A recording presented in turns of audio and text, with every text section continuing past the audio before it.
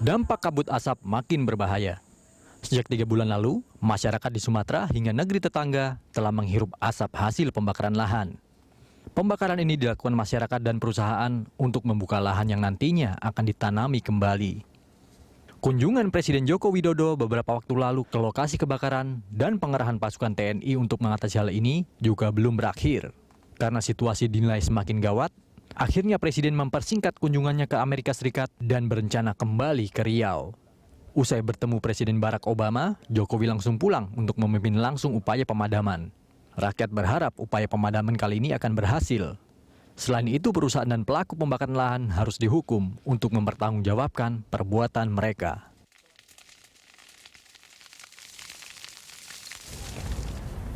Ya, pemirsa Landstalk pada kali ini kita akan membahas mengenai topik Jokowi datang, asap hilang. Ya, dan bersama kami sudah hadir narasumber Kepala Departemen Kajian dan PDA Walhi Kalisa Khalid, dan kami juga akan mencoba menghubungi Kepala Data Informasi BNPB Bapak Sutopo Purwonugroho. Ya, langsung saja kita awali. Ini tadi judulnya juga cukup menarik ya, Jokowi pulang, asap hilang. Ya, ini karena Jokowi mempersingkat kunjungannya di Amerika Serikat. Harusnya ada agenda lagi ke San Francisco, tapi ternyata dibatalin karena merasa kabut asap harus lebih urgent dan harus sesegera mungkin diatasi. Nah, semoga dengan Jokowi datang asapnya ikut pulang ya Mbak ya. Jangan terus mengepung Indonesia, Pulau Sumatera dan Kalimantan. Nah, kalau kita lihat sekarang, bersyukur Kalimantan kemarin sempat diguyur hujan dan disertai petir, itu agak sedikit mengurangi kondisi asap di sana. Nah, sekarang kondisi terakhir ini sudah seperti apa sih Mbak kalau misalnya kita ingin mengupdate titik api yang ada di Pulau Sumatera dan Pulau Kalimantan sejauh ini? Kalau perubahannya memang belum ada yang signifikan ya. Misalnya memang naik turun. Misalnya Riau sempat turun ispunya, tapi kemudian naik lagi. Nah, yang lumayan tetap itu ispunya di Kalimantan Tengah begitu ya. Yang sudah sampai melampaui 10, pernah melampaui 10 kali lipat begitu ya. Tapi di kisaran 6 sampai 10 kali lipat dari status berbahaya. Nah, artinya memang situasinya sudah darurat ya. Masih darurat. Betul, misalnya saya dengar juga sempat turun hujan kalau kabar dari Kalimantan Timur, tapi Kalimantan Timur tahun ini tidak terkena asap ya. Ya, cuma kan memang diperlukan langkah-langkah yang lebih serius untuk menangani dampak dari kebakaran hutan dan lahan. Di Kalimantan Tengah misalnya, karena sudah evakuasi mandiri, posko yang dibangun oleh Walhi sudah melakukan evakuasi mandiri, terutama bagi kelompok rentan. Di perempuan, ibu balita dan anak-anak itu update kemarin 41 orang sudah dievakuasi, dari Palangkaraya ke Banjarbaru di Kalimantan Selatan. Baik, sudah ada 41 dievakuasi. Kita akan kemudian tanyakan lebih lanjut dari BNPB apa yang akan dilakukan ya terkait dengan kedatangan Jokowi ini. Kita sudah tersambung dengan sambungan telepon, ada Kepala Data dan Informasi dari BNPB Bapak Sutopo Purwonugroho. Selamat siang Pak Sutopo. Selamat siang Mas. Ya Pak Sutopo, ini kalau kita cermati kabut asap bahkan sudah mengelilingi Indonesia ya, sudah sampai Sulawesi dan bahkan Papua. Mungkin ada upaya dari BNPB yang kali ini akan dilakukan lebih efektif dan efisien untuk mengatasi kabut asap, Pak Sutopo? Kalau ada beberapa lokasi yang terbakar seperti di Papua, Sulawesi, Maluku, di Pulau Jawa, itu masih bisa ditangani BPBD bersama TNI, Polri dan relawan yang lainnya masih bisa menangani. Dan BNPB tetap fokus untuk mengatasi kebakaran hutan yang terjadi di 6 provinsi. Jadi dengan kondisi yang saat ini ada strategi baru karena berdasarkan BMKG Sabtu mendatang ini diperkirakan akan banyak awan, banyak hujan, sehingga untuk hujan buatan akan kita tingkatkan. Kemudian personil Satgas juga kemarin kita ganti personil-personil dengan tenaga yang baru karena personil sudah 1,5 bulan berada di lapangan. Dan kita telah memerintahkan agar personil tadi selain membantu pemadaman juga meningkatkan patroli dan pengawasan agar tidak terbakar lagi. Oke, baik.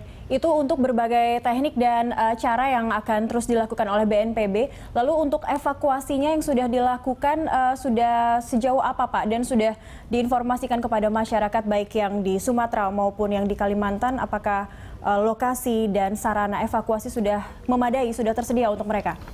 Iya, jadi pemerintah daerah sudah banyak yang membangun pos-pos evakuasi atau rumah singgah untuk melayani kesehatan masyarakat setempat. Jadi rumah singgah tadi juga dilengkapi dengan AC, pembersih udara atau air purifier, obat-obatan, vitamin, tenaga medis yang ada. Jumlahnya sudah banyak di Sumatera. Ya, nampaknya sambungan telepon dengan Pak Sutopo terputus. Kita akan coba menghubunginya lagi nanti. Nah, ini tadi juga sudah diinformasikan dari pihak BNPB berbagai hal sudah dilakukan, waterbombing, membuat embung. Tapi sebenarnya yang sangat dibutuhkan untuk pemadaman api ini kalau misalnya dilihat dari luasnya lahan yang terbakar dan kondisi tanah seperti di sana, geografis di sana, sebenarnya dari Walhi sendiri apa yang bisa dilakukan cepat untuk mengatasi ini, Mbak? Ya, memang kalau ini bukan kadang-kadang kita juga seperti menunjukkan rasa frustasi gitu ya, akhirnya masyarakat mengharapkan hujan segera turun karena waterbombing juga nggak berpengaruh banyak ya terhadap upaya pemadaman yang dilakukan. Yang lain yang sebenarnya yang sudah dilakukan juga dan sudah disampaikan itu soal skat kanal, tapi bukan blok kanal ya, bukan kanalisasi gitu. Nah, itu bisa dilakukan.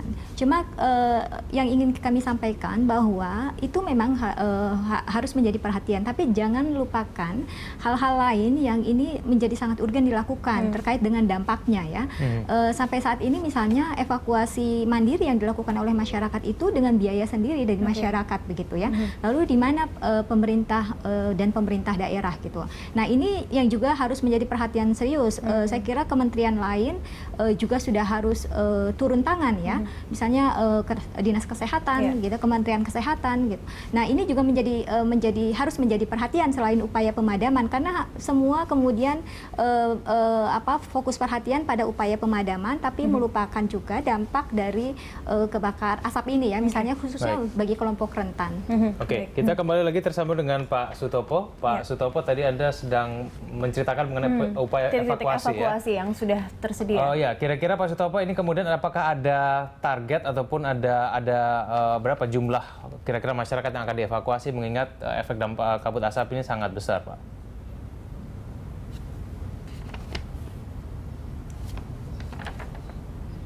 Mbak. Halo Pak Sutopo. Halo. Selamat siang, Pak. Ya, selamat siang, Mas. Ya, tadi sedang berbicara mengenai evakuasi, Pak. Mungkin dari BNPB, apakah ada target khusus berapa jumlah masyarakat yang akan dievakuasi mengingat efek kabut asap ini sangat besar, Pak? Jadi kita tidak menetapkan satu target khusus berapa jumlah dan sebagainya. Tetapi rumah-rumah singgah atau tempat-tempat evakuasi itu kita dirikan sebanyak-banyaknya. Baik yang dibangun pemerintah daerah, dunia usaha, NGO, relawan, dan lain-lain. Prinsipnya adalah mendekatkan rumah-rumah singgah tadi kepada masyarakat. Kemudian kita juga mengimbau masyarakat agar berkunjung ke rumah singgah tadi. Di mana rumah singgah sudah ada fasilitas AC, kemudian pembersih udara, obat-obatan, vitamin, tenaga medis, tempat tidur, dan sebagainya. Nah, ini pun tidak serta-merta masyarakat mau berkunjung ke tempat itu. Ada beberapa alasan. Selain juga jumlahnya belum mencukupi, belum mengcover seluruh permukiman atau penduduk yang ada. Kemudian juga masyarakat sendiri memang enggan untuk berkunjung ke tempat tersebut. Bahkan di Pekanbaru juga Pak Camat itu sosialisasi masuk kampung agar menghimbau masyarakat berkunjung ke tempat evakuasi tadi. Jadi ada beberapa hal, kemudian juga ada kita bangun dengan menggunakan kendaraan mobil BPBD, mobil evakuasi atau mobil kendaraan operasional yang ada di BPBD, melayani masuk ke permukiman masyarakat. Selain itu juga puskesmas, rumah sakit bisa difungsikan untuk rumah singgah. Oke, baik. Artinya kebutuhan untuk sarana evakuasi sudah tersedia. Namun apakah ada prosedur untuk masyarakat, Pak, jika ingin ikut evakuasi ke tempat tersebut? Apakah mereka harus dari daerah mana? Apakah harus jarak tempuhnya atau seperti apa, Pak? Saya rasa tidak ada prosedur. Siapapun yang berkunjung ke tempat evakuasi tadi didata, kemudian diperiksa dan diberikan pelayanan kesehatan.